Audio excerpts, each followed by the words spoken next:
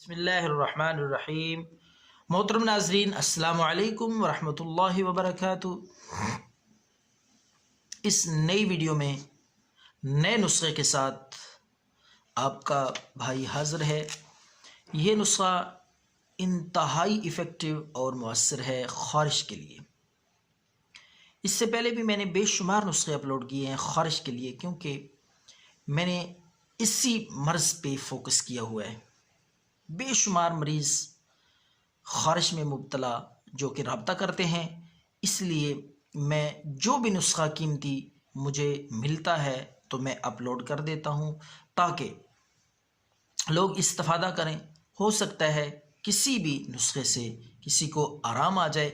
तो नाजरीन, आज का नुस्खा नया नुस्खा है, बिल्कुल जो आपने पहले नहीं सुना होगा। तो नाजरीन, सबसे पहले आपने दार चिकना ये देसी दवाई है जो कि बआसानी आपको पिंसार स्टोर से मिल जाएगी। आपने ये लेनी है सिर्फ 7 ग्राम। ये बात ज़हन में रखें कि जितनी मिकदार मैं बताऊं उससे कम या ज़्यादा ना किया करें, क्योंकि नुस्खे की आफादियत का पूरा दारोमदार नुस्खे के अज्जा की मिकदार पे होता है। तो नाजरीन, आपने 7 ग्राम दार चिकना लेकर उसको बारीक करना है। किस तरह बारीक करना है?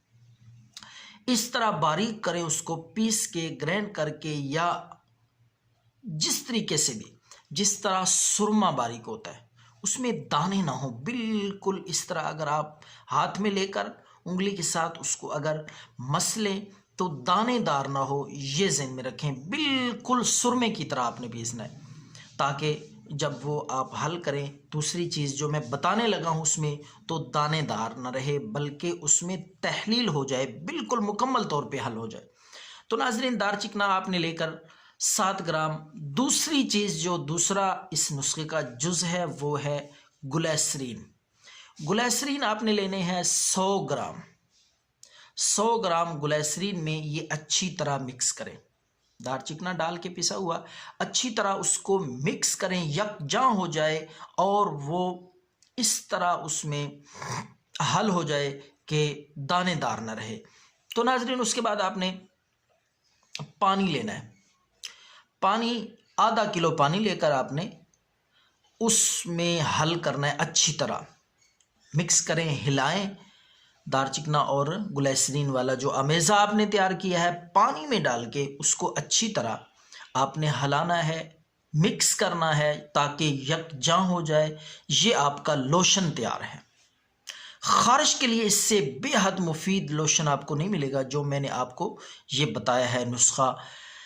तो इसको मिक्स करके आपने रात को सोने से पहले ये लोशन पूरे बदन पे, जहाँ जहाँ ख़ारिश हो पूरे बदन पे आप इसको मल लें, लोशन की तरह लगा लें।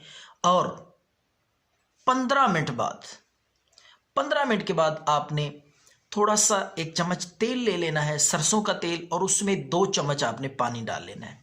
ये भी इसी नुस्खे का तसलसल है, दूसरा जुज़ है। पहले वो अमल करना है आपने, ग्लिसरीन और दार चिकने वाला लोशन लगा के 15 मिनट के बाद आपने ये जो मैं बता रहा हूँ सरसों का तेल 1 चम्मच और उसमें 2 चम्मच पानी, सादा पानी, अच्छी तरह मिक्स करके उसकी पूरे बदन पूरे जिस्म पे आपने मालिश करनी है रात को सोने से पहले।